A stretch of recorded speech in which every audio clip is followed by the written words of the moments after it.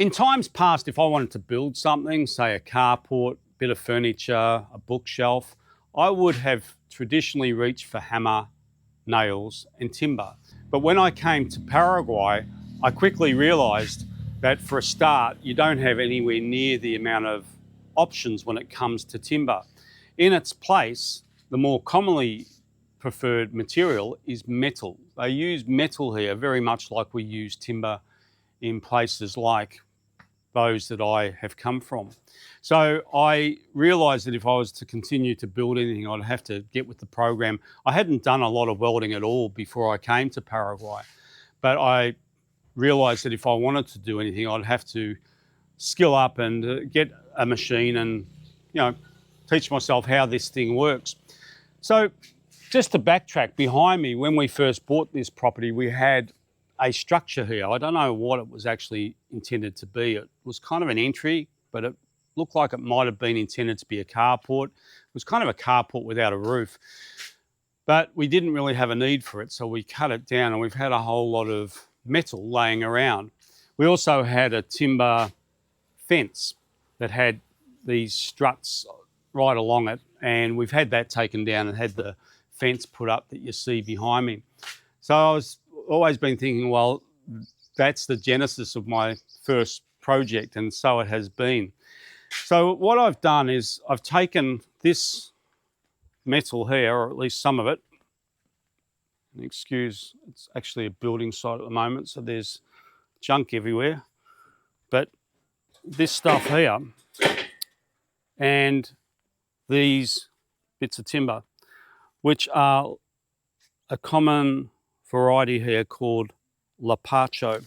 Lapacho is a very dense, heavy hardwood, very resistant to mites and pests that can infest wood. So with those two materials, I thought, well, surely I can make something out of this.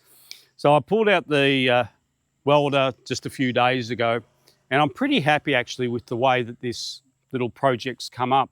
And as I was partway through sanding some of the timber, I thought, well, maybe someone might be interested in how this timber comes up, because you commonly see it used for things like fences and outdoor things, but I'm sure it is used for furniture and other things, but you don't see a ton of timber furniture here, generally in houses and things. Yes, there is timber around, but nothing like what I've seen in other places. But lapacho is a beautiful wood, so I thought it would be just worth showing you how it comes up. Also, just out of interest, this timber is known as the national tree of Paraguay. It has a beautiful flower. So there you go. After a heap of welding, grinding, sanding, screwing, varnishing, painting, I've eventually got there, and I'm pretty happy with the result in the end. It is what it is. It's just a clothes hanger with a few shelves.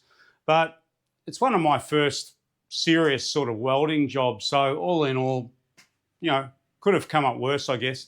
Got a little bit of Vaseline on the lens to hide some of the real dodgy welds, but it pretty much holds my own weight. So that's a good start. It is on the rustico side. That lapacho was pretty bent out of shape from being in the hot Paraguayan sun for years, but I guess you would be if you're putting up with that. But I'll put some hanging hooks and stuff on the end of it and whatnot.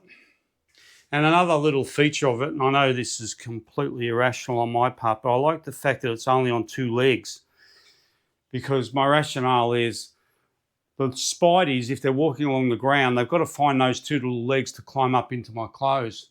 And that is completely irrational, I know, and probably makes no difference. But, in my little brain, it's sort of comforting. The other thing that was cool is because we're in a shipping container, you can really work some magic with the sort of materials that you're working with, because you've essentially got this steel skin and a marine ply floor. So you can attach a lot of things, and it just lends itself to some interesting possibilities. And in this case, I've just simply screwed that to the roof and screwed it to the floor, and off we went. So was pretty simple. If I was working with, say, tiles on the floor and some sort of masonry on the roof, well, I'd have all sorts of repairs or potential sort of issues with those materials if you're drilling into them or fixing things to them. This made it a whole lot easier, so I appreciated that. I've got a few other things that I've got in mind. Who knows what I'll get up to. Might make a video about it, but in the meantime, hey, there's just what you can do with a bit of timber and some metal. So hopefully that inspires someone out there who's got a bit more skill than me. If a clown like me can do that, well, imagine what you can do. So get into it. Take care. Ciao.